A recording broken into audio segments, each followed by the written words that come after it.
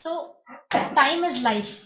Basically, that's a concept that has been reiterated time and again, especially in the field of emergency medicine. And that has been the foundation for the birth of the concept that we call as the golden hour.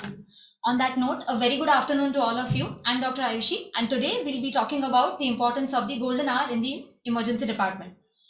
So first and foremost, let us understand what we understand by the term of golden hour. So basically, it is the critical 1 hour that follows after any serious injury, may it be medical, may it be traumatic. And it is in that hour that what we intervene, what we make an interpretation, our intervention in the form of our medical diagnosis as well as treatment, and how we have some critical decision making that goes on to decide the prognosis of the patient. So it's basically the critical hour between life and death. Now, generally, we associate golden hour terminology with trauma patients or in certain cases with patients of septic shock, but it is not just the case in those cases. Sometimes all our other medical diagnoses also have something which we call the golden hour. So today I'll be focusing on two topics. That would be acute myocardial infarction and acute stroke. So we'll be looking at the importance of golden hour in these two medical emergencies. So first and foremost, we begin with acute stroke. So as we all know, and we have always listened to this since ever we've entered into medical school, that time is brain.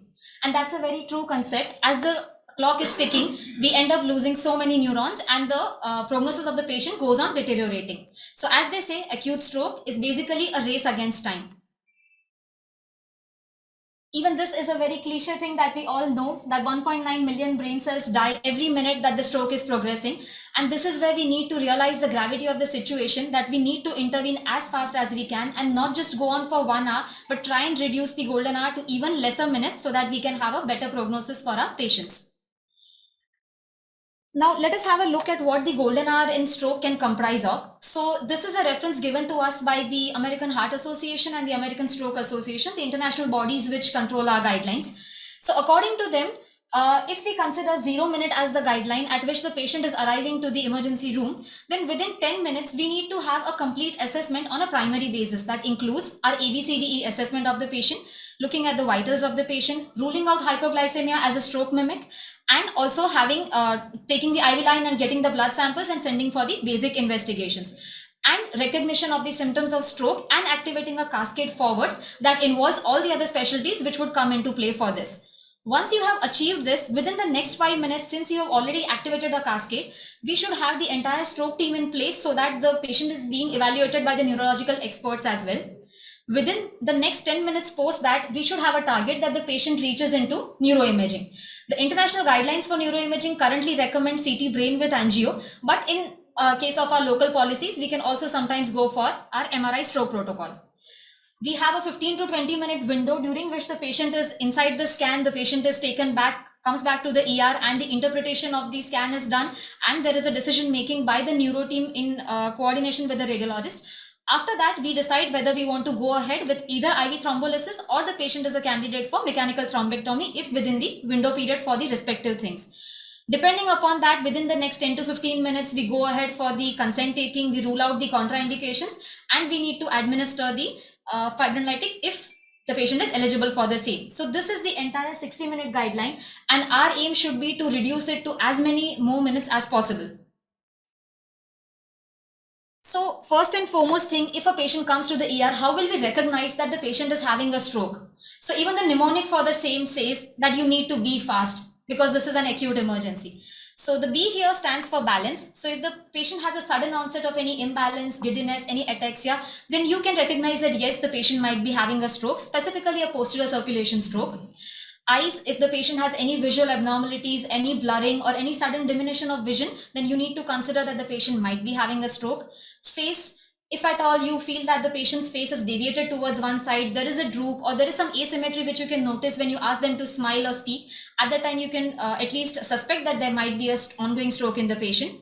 Arms, if there is a sudden onset unilateral weakness in the arms or any sensory deficits, or if you feel that there is a drift in either of the limbs, then you can suspect that the patient might be having a stroke. Speech, you ask the patient to speak and you feel that the patient is not able to articulate properly, there is a slurring of the speech, or the patient has developed some aphasia, you automatically can suspect that yes, the patient might be having stroke. Here they talk of 911. In our case, if these symptoms are recognized at home, then our communication goes to the ambulance and to rush to the nearest hospital. If these symptoms are recognized in the emergency room, our immediate contact would be to the entire stroke cascade and the entire protocol that would be followed henceforth. So similarly, even the NIHS has recommended a ED response time golden hour, which is on the similar lines as I talked earlier. Now, the American Stroke Association states that the reason why we need to intervene in a faster time is because if the patient is presented in a window period up to 4.5 hours in cases of ischemic strokes, then probably we can go ahead and we can thrombolize the patient. By giving IV altiplase, we can go on and we can reverse some of the effects of stroke, and in certain cases, we can get an almost near normal recovery also. If at all the patient has passed through that phase and it is within the 24-hour period, then in that case, then we have the option of going for mechanical thrombectomy, and even that needs to be done as early as possible in order to achieve a better prognosis. So this is why we need to stress on that. Talking of thrombolysis, at least the students present here, it's very important to know the dose of IV altiplase which we use for thrombolysis in acute stroke. So the dose would be 0.9 mg per kg of the body weight up to a maximum limit of 90 mg, and out of which 10% is given as an IV bolus stat and the remaining 90% is given as an infusion up to 1 hour. So this is the dose that you need to remember for thrombolizing the acute stroke patients. Now, as I talked about the cascade that we need to activate when we are dealing with stroke patients. So here I'm presenting an algorithm of an ideal stroke code which we need to follow. And if this is followed from A to Z, we can definitely reach the target time of even lesser than 1 hour. So this is the ideal stroke protocol that needs to be followed. Say that within 24 hours of onset, you have a patient in which you are suspecting the symptoms of stroke, then you immediately activate the stroke code or a code white as you might call it. As soon as you activate the code, there would be an automated call or messaging system which would go on to the respective stakeholders, which includes the emergency physicians, the neurologist, the neurosurgeon, the radiology and the pathology department, the cath lab department, the anesthesiologist and the critical care intensivist, the manager on duty, and the pharmacist. So all of these stakeholders would be aware that yes, we do have a patient within the window period, so we need to act fast and we need to coordinate to make sure that we can reach the golden hour. From an emergency point of view, we need to focus upon the ABCD assessment of the patient, the vitals of the patient, the ECG and the RBS. RBS in this case would help us to rule out hypoglycemia, which is the most common stroke mimic, which would be causing similar symptoms. And ECG we would be needing in the case of knowing whether there are any baseline arrhythmias which might be responsible for any cardioembolic strokes. At any point, the primary importance would be given to the ABCD assessment and the vitals because stabilization of the patient is important. Once we have stabilized, we can move ahead. While we are doing this, along with this, we take a targeted history, more specifically to know whether the patient is actually in the window period, whether it's a wake-up stroke or what is going on. And we can do an NIHSS assessment of the patient, which will tell us the actual intensity of the stroke, and it will also help the neurologist to gauge better how to proceed ahead. Along with that, we would be taking 2 large bore IV cannulas, collecting the blood samples and sending for an acute stroke profile. As agreed upon in the institute, we will be sending for basic investigations in the form of CBC, RFT, PTINR, APTT, and viral markers if we need any intervention later on. We are sending for all of these investigations, but create here is not important. If we decide to thrombolize or if we need to do an imaging that requires create, we just need it as a baseline. Once having done all of this, up till now, whatever we have done falls under the 10 to 15 minute window that we had discussed up till now. The rest on goes from here. So we need to shift the patient to emergency neuro imaging. Now, as I said, international guidelines stand for CT brain with angio, but on a local level, we sometimes advocate MRI stroke protocol. So we go ahead with that. Now, there are two options in that. Either there is no hemorrhage in the scan or there is a hemorrhage in the scan. If we have no hemorrhage, then first of all, we need to rule out the contraindications by taking a targeted history, and we need to obtain consent after counseling the patient and their relatives that this is what we need to do. Once we have taken the consent, if there is no large vessel occlusion, we can directly proceed for IV thrombolysis if the patient is in the window period of 4.5 hours. If there is any large vessel occlusion, then we might need to go for an IV thrombolysis plus mechanical thrombectomy or a mechanical thrombectomy alone in the period of 24 hours. And ultimately, after that is done, the patient needs to be shifted to the stroke unit and will be under the observation of the neurologist for further management. Now, in an alternate scenario, if at all there is a hemorrhage and if it is a hypertensive bleed, initially it goes to the neurologist for a conservative management. If any surgical intervention is required, we need to pass it on to a neurosurgeon. And if it's an aneurysmal bleed, then we need to refer to a neurosurgeon. And ultimately, they go to the stroke unit.